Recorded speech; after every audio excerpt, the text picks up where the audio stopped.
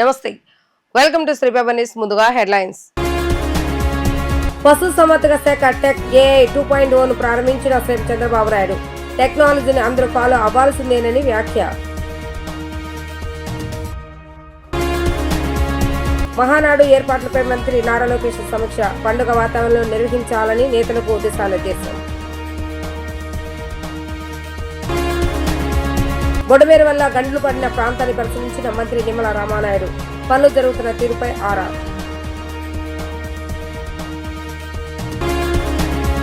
టెక్నాలజీని అందరూ follow కావాల్సిందేనని CM Chandrababu Naidu తెలిపారు. గతంలో ఎంటర్‌ప్రెన్యూర్లను ప్రోత్సహించుకోవడానికి GFST లాంటి సంస్థలు తెచ్చామని గుర్తు చేశారు. లైవ్ స్టాక్ పై 42 లక్షల మంది ఆధారపడ్డారని చెప్పిన Chandrababu Naidu 13.5% GST contribution live stock ద్వారా వస్తుందని వివరించారు. విజయవాడలో జరుగుతున్న పశు సంవర్ధక శాఖ tech AI 2.0 CM Chandrababu Naidu ప్రారంభించి ప్రసంగించారు. ఈ సందర్భంగా ఆయన మాట్లాడుతూ, నేను నిత్య విద్యార్థిని అని అన్నారు. అనునిత్యం కొత్త విషయాలు నేర్చుకుంటూనే ఉంటానని తెలిపారు. రైతులకు ఉపయోగపడేలా అప్లికేషన్స్ తయారు చేస్తున్న స్టార్టప్లను ప్రోత్సహిస్తూ అప్పటికప్పుడు నిర్ణయం తీసుకున్నారు. రైతులకు ఉపయోగపడేలా వాట్సాప్లో అన్ని సేవలు అందించేలా అప్లికేషన్ తయారు చేయాలని సూచించారు. ఏపీలో 1000 కిలోమీటర్లకు పైగా ఉన్న సముద్ర తీరాన్ని పూర్తి స్థాయిలో ఉపయోగించుకొని మారిటైమ్ ప్రాజెక్టులు నెలకొల్పుతామని తెలిపారు. దుగరాజపట్నంలో నౌక నిర్మాణం, మరమ్మతుల క్లస్టర్ గ్రీన్ఫీల్డ్ పోర్ట్తో కలిపి అభివృద్ధి చేసేందుకు విభజన హామీలో భాగంగా కేంద్రం అంగీకరించిందని, అందుకు కార్యాచరణ సిద్ధం చేయాలని అధికారులకు సూచించారు. మిల్క్ డైరీల నుండి ఫార్మర్స్ కు రెగ్యులర్ గా ఆదాయం వస్తుందని, తెలుగుదేశం అధికారులు ఉన్న ప్రతిసారి రైతు ఆదాయం డబుల్ అవుతుందని చెప్పారు. డైరీ పరిశ్రమలో కూడా పురోగతి ఉంటుందని, 1,69,000 కోట్ల లైవ్ స్టాక్ లో GSDP కాంట్రిబ్యూషన్ ఉందని తెలిపారు. ఈ రోజు మనం పెట్టుకున్న కాన్ఫరెన్స్ మీరు చూస్తే లైవ్ స్టాక్, ఇందులో మీరు చూస్తే 42 లక్షల మంది లైవ్ స్టాక్ మీద కుటుంబాలు ఆధారపడుతున్నాయి.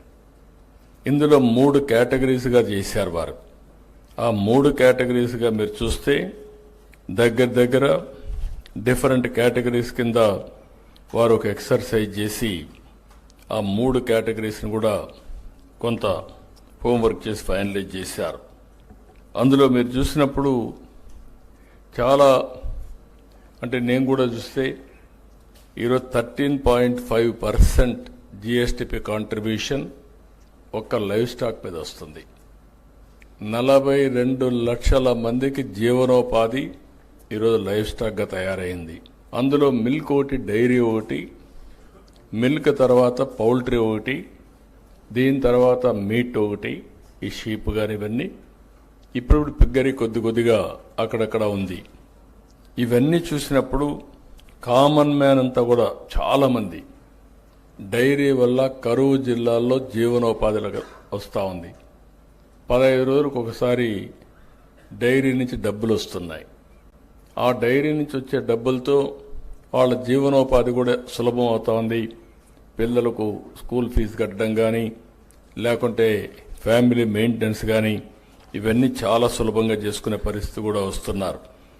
ఇలాంటివన్నీ ఆలోచించినప్పుడు వారు ఇచ్చిన డేటా చూసినప్పుడు చాలా సంతోషం. డాష్ బోర్డ్ ఇప్పుడే మనం చూసాం. ఈ సంవత్సరం మనం చూస్తే 1,69,000 కోట్ల రూపాయలు లైవ్ స్టాక్లో GSTP కాంట్రిబ్యూషన్ ఉంది. ఇది హైయెస్ట్ అమంగ్ ఆల్ సెక్టర్స్. ఒక 10 సెక్టర్లు ఉంటే ఫస్ట్ సెక్టర్ లైవ్ స్టాక్ ఒకటి 1,69,000 కోట్లుంది. దీని తర్వాత హార్టికల్చర్ కూడా చాలా ఫాస్ట్గా గ్రో అవుతా ఉంది.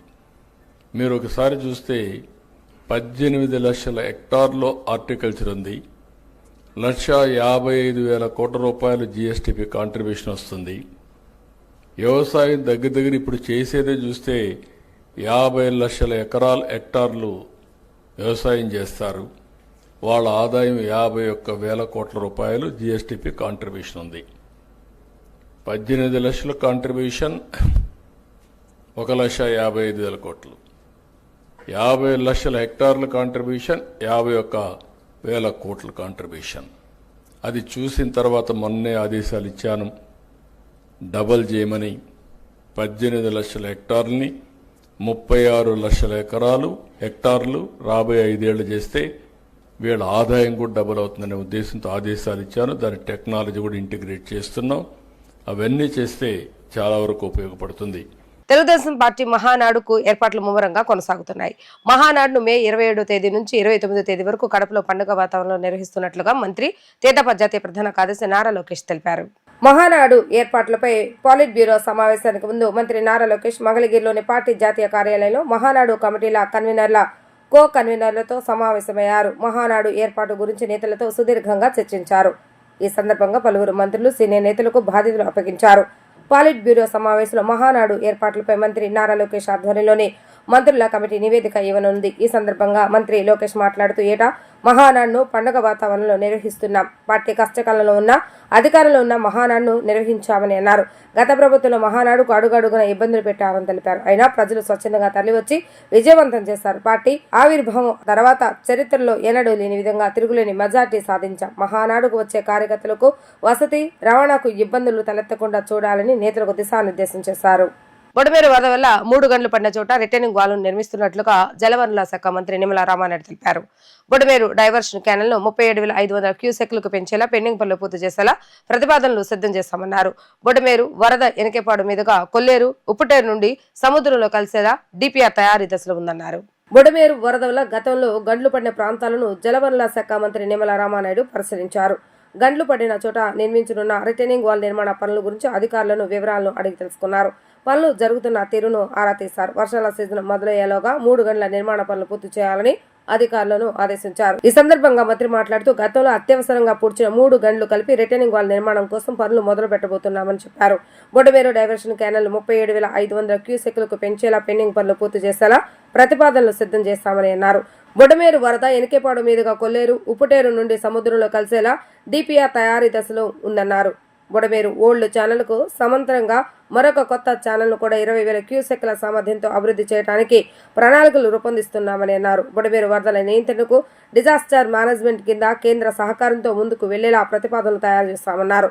మున్సిపల్ రెవెన్యూ డిజాస్టర్ మేనేజ్మెంట్ శాఖల సమన్వయం చేసి ప్రతిపాదనలు ముఖ్యమంత్రి ముందు ఉంచుతామని అన్నారు. బెజవాడ దుఃఖదాయినిగా ఉన్నటువంటి బుడమేరు ఏదైతే ఉందో మొన్న వర్షాకాలంలో పడినటువంటి 3 గంటలు ఏదైతే విజయవాడను ముంచెత్తినటువంటి పరిస్థితిని దృష్టిలో పెట్టుకుని ఆ రోజు యుద్ధ ప్రాతిపదికన ఈ యొక్క బుడమేరు 3 గంటలను కూడా ఆ రోజు పూర్తి చేసిన విషయం మీ అందరికీ తెలుసు.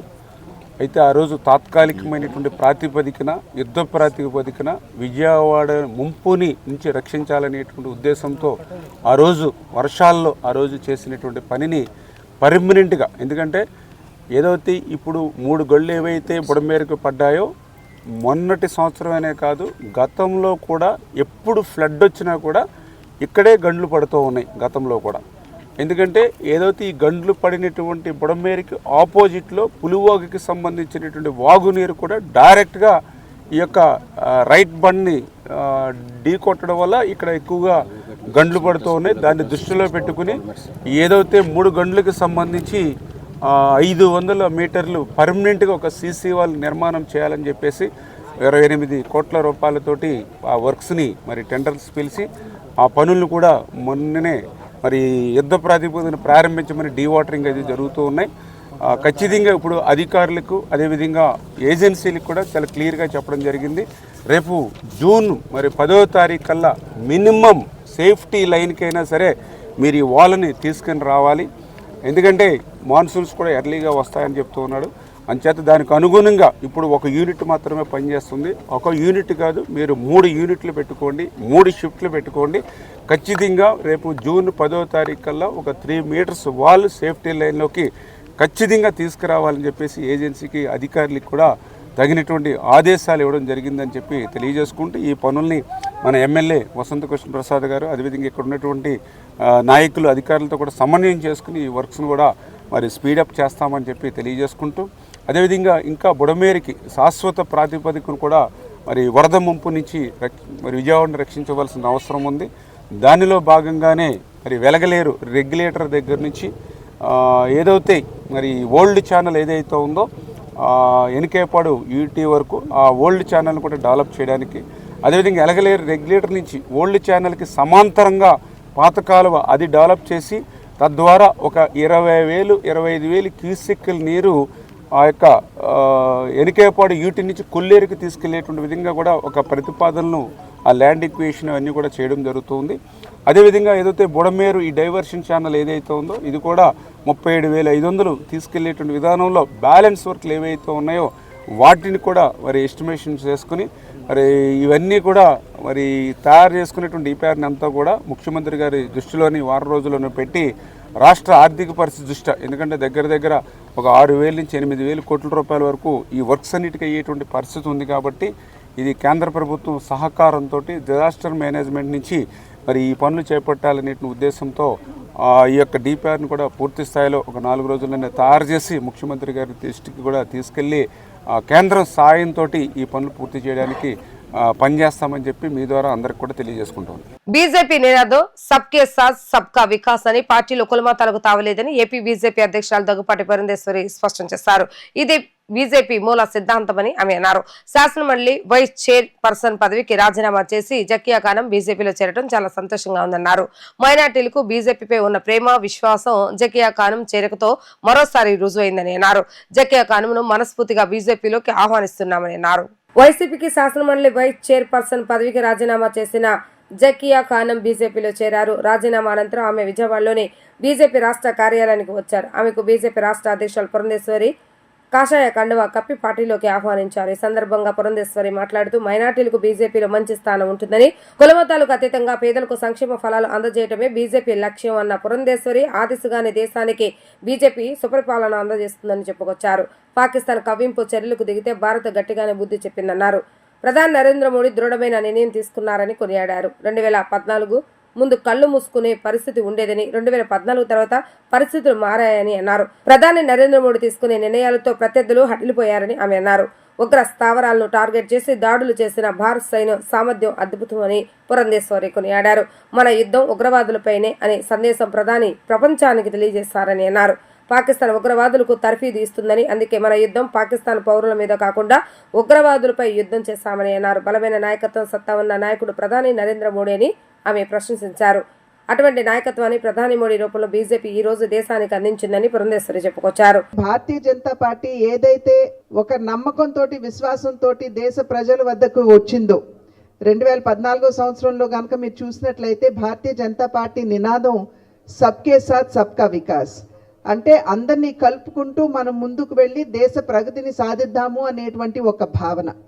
ఈ సబ్ అంటే అందరూ అనేటువంటి పదంలో కుల మతాలకి అసలు ఎటువంటి చోటు లేదు, తావు లేదు. అందరినీ కలుపుకుంటూ భారతీయులంగా ముందుకు వెళ్దాం అనేటువంటి ఒక భావన. ఇది కేవలం 2014లో ఇచ్చినటువంటి నినాదం మాత్రమే కాదు, భారతీయ జనతా పార్టీ మూల సిద్ధాంతం కూడా. కనుకనే ఇది కేవలం నినాదంతో సరిపెట్టకుండా ఇది భారతీయ జనతా పార్టీ విశ్వాసం అనేటువంటి విషయం ప్రజలందరూ కూడా గమనించవలసిందిగా మేమైతే చేస్తున్నటువంటి విజ్ఞప్తి. ఈరోజు జాకియా గారు డిప్యూటీ చైర్పర్సన్గా ఉన్నారు మండల శాసన మండలిలో. వారు వచ్చి ఇవాళ భారతీయ జనతా పార్టీ వైఎస్ఆర్సీపీకి రాజీనామా చేయటం, అదేవిధంగా వారి పదవికి రాజీనామా చేయటం చేసి భారతీయ జనతా పార్టీలోకి వారు రావడం జరిగింది. ఇవాళ జాకియా గారు పార్టీలోకి వచ్చి భారతీయ జనతా పార్టీలో చేరడం అని అంటే ఇవాళ ఖచ్చితంగా ఏదైతే ఇంతకు ముందు చెప్పాను, దేశ ప్రజలందరూ ఒక్కరే, మేము సమభావంతో మేము అందరినీ కలుపుకుంటూ ముందుకు వెళ్తాము. ఏదైనా సరే సంక్షేమ ఫలాలు ఏదైనా ఉన్నట్లయితే కుల మతాలకి అతీతంగా ప్రతి ఒక్కరికి అర్హులైనటువంటి వారు కుల మతాలతో సంబంధం లేకుండా అందరికీ కూడా ఆ సంక్షేమ ఫలాలు అందాలి అనేటువంటి భావనతోటి ఏదైతే భారతీయ జనతా పార్టీ ఇప్పటివరకు పనిచేస్తూ వస్తుందో, అదేవిధంగా సుపరిపాలన 2014 సంవత్సరాలకు ముందు ఉన్నటువంటి దేశ పరిస్థితులు ప్రజలు గమనించి ఖచ్చితంగా ఒక మంచి మార్పు రావాలి, ఒక మంచి పార్టీని మనం అధికారంలోకి తీసుకుని రావాలి, ఒక మంచి నాయకుడు దృఢమైనటువంటి శాసన పరిపాలన అందించగలిగినటువంటి నాయకుడికి దేశ పగ్గాలు అందించాలి అనేటువంటి భావన ఏదైతే దేశ ప్రజల్లో ఉందో అది 2014 సంవత్సరంలో వచ్చినటువంటి ఫలితాలలో మనకి ప్రతిఫలిస్తున్నటువంటి విషయం మనం ఇక్కడ గమనించాలి. మా పౌరులు ఎవరైతే ఉన్నారో అమాయకులైనటువంటి పౌరుల్ని చంపుతున్నటువంటి సందర్భంలో మేము ఇంకా ఉపేక్షించేది లేదు అని చెప్పి ఒక దృఢమైనటువంటి నిర్ణయాన్ని దేశ ప్రధాని తీసుకున్నారు. ఇది మొదటిసారి కాదు, ఇంతకు ముందు ఉరీ సంఘటన కూడా మనందరికీ తెలుసు. అప్పుడు కూడా దేశంలోకి పొరుగు దేశం నుండి చొరబడినటువంటి ఉగ్రవాదులు మన సైనికుల్ని హతమార్చి తిరిగి వెళ్ళిపోతే అప్పుడు మనందరికీ తెలుసు సర్జికల్ స్ట్రైక్ ఏ విధంగా అద్భుతంగా జరిపి ఒక సందేశాన్ని పాకిస్తాన్కి ఇవ్వడం జరిగింది. అయినా కూడా పాకిస్తాన్ ఇవాళ వాటన్నిటిని పక్కన పెట్టి మళ్ళీ తిరిగి మన దేశం మీద మన పౌరుల మీద దాడి చేస్తున్నటువంటి సందర్భంలో నరేంద్ర మోడీ గారు దేశ ప్రధానిగా దృఢమైనటువంటి నిర్ణయం తీసుకున్నారు. 2014 సంవత్సరానికి ముందు ఉన్నటువంటి పరిస్థితి వేరు. అప్పట్లో ఎవరైనా సరే పొరుగు దేశం మన దేశం మీద దాడి చేసినా లేకపోతే ఉగ్రవాదులు వచ్చినా కళ్ళప్పగిచ్చి చూసేటువంటి పరిస్థితి అంతకుముందు ఉండేది. కానీ ఇవాళ పరిస్థితి అటువంటిది కాదు. అంటే నాయకత్వం కనుక దృఢమైనటువంటి నాయకత్వం, బలమైనటువంటి నాయకత్వం కనుక దేశానికి ఉన్నట్లయితే పరిణామాలు ఏ విధంగా ఉంటాయో మనకి ఇప్పుడు పాకిస్తాన్తో జరుగుతున్నటువంటి ఈ యుద్ధ వాతావరణ మాధ్యమంగా మన అందరికీ తెలియవస్తున్నటువంటి విషయం అని చెప్పి మనం ఇక్కడ గమనించాలి. మన యుద్ధ ప్రకటన అనేది కేవలం ఉగ్రవాదం మీద అనేటువంటి విషయాన్ని ప్రపంచానికి తెలియచేయాలి అనేటువంటి భావనతోటి కేవలం 9 ఉగ్ర స్థావరాల్ని మాత్రమే లక్ష్యంగా చేసుకుని ఆ స్థావరాలు ఈ ఉన్నటువంటి 21లో కూడా 9ని ఎందుకు మనం లక్ష్యం చేసుకున్నామంటే ఈ 9 ఈ ఉగ్ర స్థావరాల్లో భారతదేశాన్ని లక్ష్యం చేసుకుని ఉగ్రవాదులకి తర్ఫీదు అక్కడ ఇచ్చేవారు కనుక ఈ 9 స్థావరాలని లక్ష్యం చేసుకుని అక్కడ ఉగ్ర స్థావరాలని ధ్వంసం చేయడం జరిగింది. Gunadala Saint John's English medium high school విద్యార్థులు 10వ తరగతి సిబిఎస్ఈ బోర్డు 2025 పరీక్షల్లో జాతీయ రాష్ట్ర స్థాయిలో సత్తా చాటారు. హై స్కూల్ కు చెందిన శ్రీ అనంత్ 500 మార్కులకు గాను 495 మార్కులు సాధించి జాతీయ స్థాయిలో పాఠశాల ఖ్యాతిని చాటాడు. 33 మంది విద్యార్థులు 500 గాను 470కి పైగా మార్కులు సాధించి సరికొత్త రికార్డును సొంతం చేసుకున్నారన్నారు. 10వ తరగతి సిబిఎస్ బోర్డు 2025 పరీక్షలో గుణదల్లోని saint John's English medium high school విద్యార్థులు అత్యద్భుత ఫలితాలు సాధించారు. 40 సంవత్సరాల సుదీర్ఘ చరిత్ర ఉన్న ఈ పాఠశాలకు doctor C Sudarshanamma, TS Tyagaraju సహాయం వ్యవస్థాపకులుగా ఉండగా ప్రస్తుతం కరెస్పాండెంట్ గా సుమన్ త్యాగరాజు కొనసాగుతున్నారు. అత్యున్నత బోధన ప్రమాణాలతో అనుభవజ్ఞులైన ఉపాధ్యాయులతో ఉన్న ఈ పాఠశాలలో సిబిఎస్ఈ 10వ తరగతి ఫలితాల్లో సెయింట్ జాన్స్ విద్యార్థులు ప్రపంచం సృష్టించారు. ఈ సందర్భంగా విద్యార్థులను తల్లిదండ్రుల సమక్షంలో పాఠశాల ఆవరణలో జరిగిన కార్యక్రమంలో పాఠశాల యాజమాన్యం సన్మానించారు. స్కూల్ ఆవరణలో బాణసంచా పేల్చి సంబరాలు జరిపారు. ఈ సందర్భంగా స్కూల్ సిఏఓ కె రమాభారతి మాట్లాడుతూ 2025 సిబిఎస్ఈ బోర్డు 10వ తరగతి ఫలితాలు తమ విద్యార్థులు సంచలన ఫలితాలు నమోదు చేస్తారని చెప్పారు. తమ విద్యార్థి కె శ్రీ అనంత్ 495 మార్కులతో జాతీయ స్థాయిలో 4వ ర్యాంక్, రాష్ట్ర స్థాయిలో 2వ ర్యాంక్, జిల్లా స్థాయిలో మొదటి ర్యాంకు సాధించి తమ విద్యా సంస్థలకు గర్వకారణంగా నిలిచారని అన్నారు. అదేవిధంగా రేచన ఎన్ 493 మార్కులు, దీపక్ నాగసాయి 492, దేవి ప్రియాంక 491 మార్కులు, డి సూరజ్ 490, కె నూతన 490 మార్కులు సాధించారని తెలిపారు.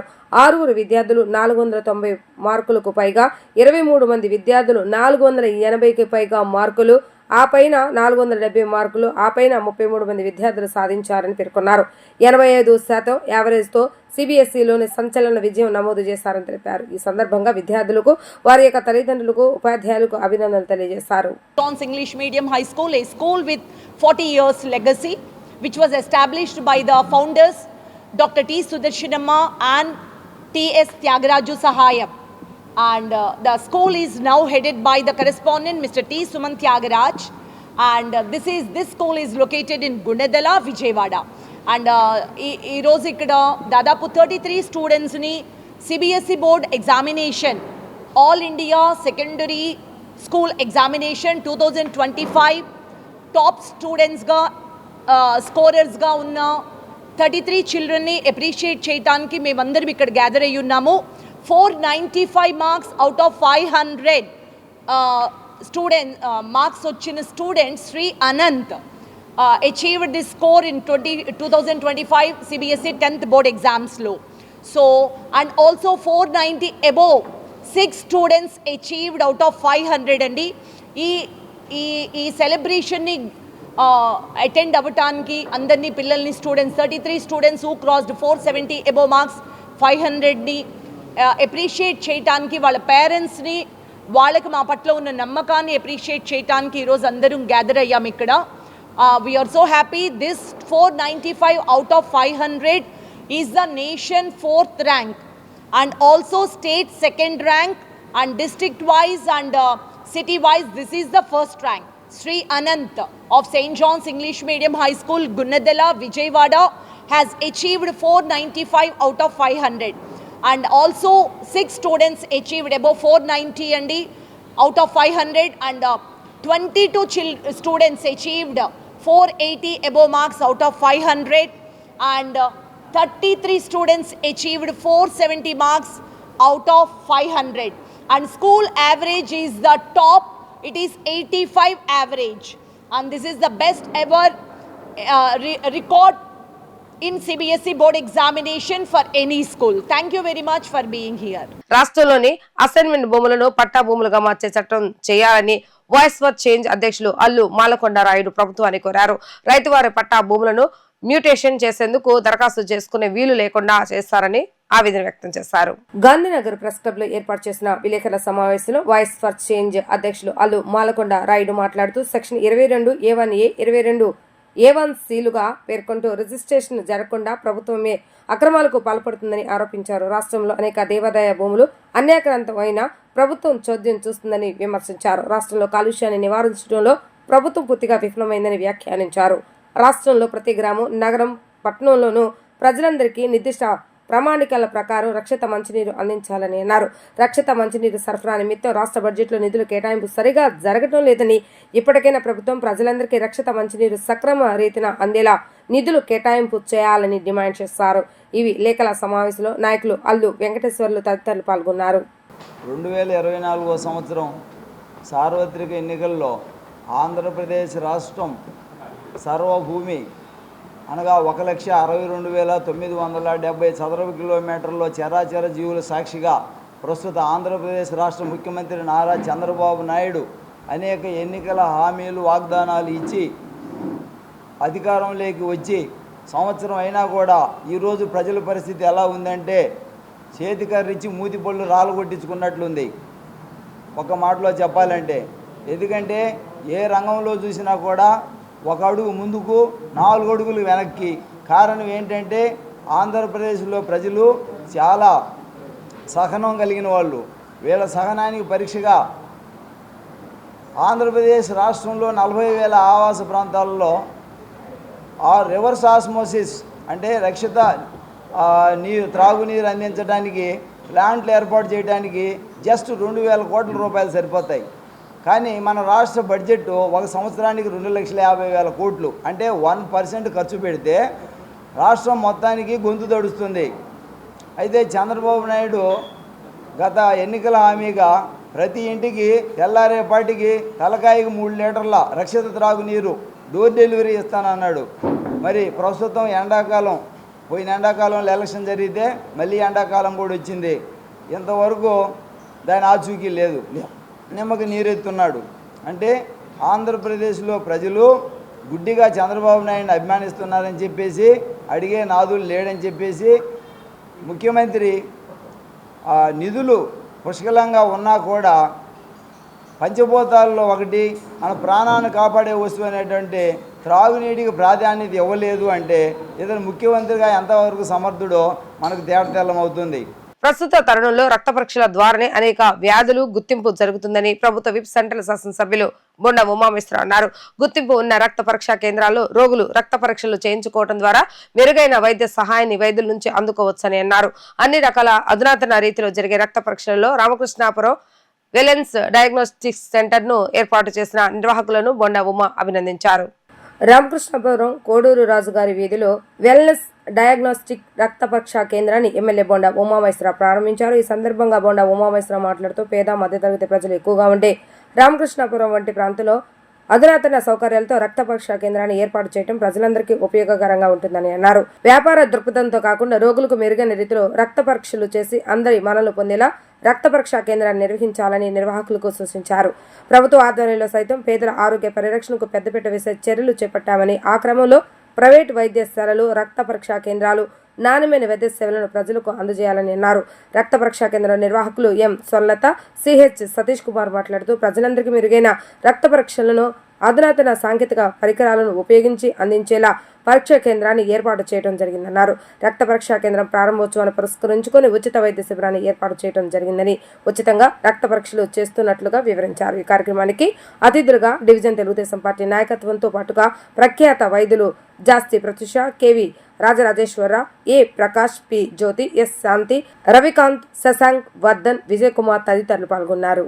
కేశినేని నాని ఆర్థిక నేరాలపై సిబిఐ, ఈడీలతో ఉన్నత స్థాయి విచారణ జరిపించాలని టీడీపీ రాష్ట్ర అధికార ప్రతినిధి నాగుల్ మీరా డిమాండ్ చేశారు. ఆక్రోశంతో కేశినేని నాని టీడీపీపై నిందారోపణలు చేస్తున్నారని ధ్వజమెత్తారు. అసూయ, అహంకారంతో తల్లి, చెల్లి, స్నేహితులందరినీ దూరం చేసుకుని ఒంటరి వాడయ్యాడని ఎద్దేవా చేశారు. కేశినేని హోటల్స్ ప్రైవేట్ లిమిటెడ్ పై అప్పు తెచ్చిన కేశినేని నాని బ్యాంకు లోన్ ఎగ్గొట్టారని ఆరోపించారు. ఈ డబ్బును షెల్ కంపెనీలకు మళ్లిస్తున్నారన్నారు. హోటల్ డైరెక్టర్లను మార్చేసి కూతుళ్ల పేరుతో ఆంధ్ర రెస్టారెంట్ ను అనే అదే హోటల్లో నడుపుతున్నారంటూ వారు ధ్వజమెత్తారు. కేశినేని నాని మాట్లాడుతున్నటువంటి తీరును మేము గమనిస్తుంటే దొంగతనం చేసి దొంగ అరిసినట్టు, ఒక అవినీతి పరుడు నీతి వ్యాఖ్యలు చెప్పినట్లుగా మాకు కనపడతారు. ఒక అసూయతోటి, ఆక్రోశంతో వాళ్ళ కేశినేని చిన్ని ఏదైతే పార్లమెంటులో ప్రజాదరణను చూసి ఓరవలేక అద్భుతమైనటువంటి అభివృద్ధి పదవులో నడిపిస్తున్న దాన్ని చూడలేక ఏదో ఒక రకంగా గుడ్డగాల్చి పైనేస్తే, ఒక 100 అబద్ధాలు ఆడితే ఏదైనా కనీసం 2 అబద్ధాలైనా నమ్మరా అనేటువంటి ఒక అపోహలో వాళ్ళ నాని బ్రతుకుతూ ఉన్నాడు. నేను సూటిగా నానిని అడుగుతూ ఉన్నాను, నీతో దగ్గరగా ఉన్నా నేను 25 ఏళ్ళు, నీ సంగతి అంతా నాకు తెలుసు. నువ్వు ఏ రోజుకు పిల్లికి భిక్షం పెట్టినోడివి కాదు. ఒక అహంకారపూరితంగా నువ్వు వ్యవహరించిన తీరికి ఇవాళ నీ చుట్టుపక్కల ఎవరు లేరు, నీ స్నేహితులు లేరు, నీ దగ్గరగా ఉన్నటువంటి వాళ్ళు లేరు, చివరికి మీ అమ్మ చెల్లి కూడా నీతో లేరు. ఇంకా ఏ ముఖం పెట్టుకొని ఈ రకమైనటువంటి తప్పుడు అసత్య ఆరోపణలు చేస్తున్నావో వాళ్ళ ప్రజలు అసహించుకుంటున్నారనేటువంటి విషయం నువ్వు గుర్తుపెట్టు.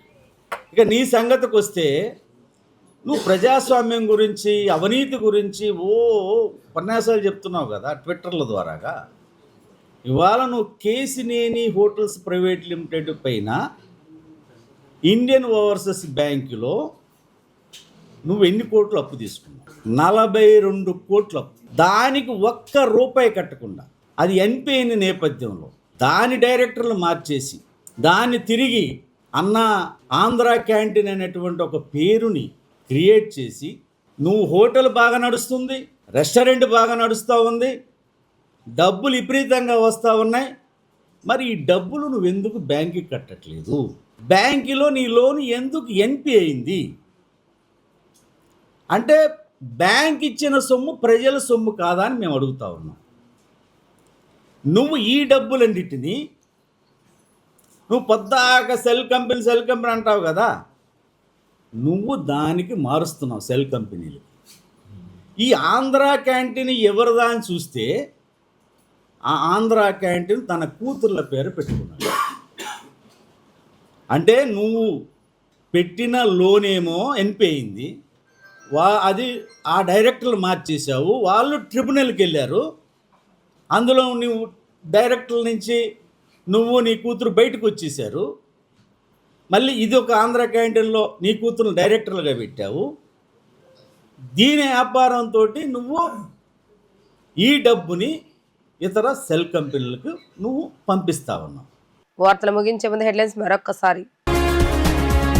పశు సంవర్ధక శాఖ టెక్ ఏఐ 2.0 ప్రారంభించిన సీఎం చంద్రబాబు నాయుడు. టెక్నాలజీని అందరూ ఫాలో అవ్వాల్సిందేనని వ్యాఖ్య. మహానాడు ఏర్పాట్లపై మంత్రి నారా లోకేష్ సమీక్ష. పండుగ వాతావరణంలో నిర్వహించాలని నేతలకు దిశానిర్దేశం.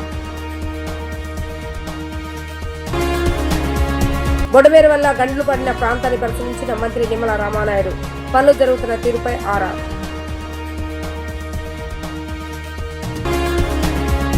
ఇవి రోజు వార్తా విశేషాలు. మరలా తిరిగి ప్రసారమే వార్తలు మళ్ళీ కలుద్దాం. అంతవరకు సెలవు. నమస్కారం.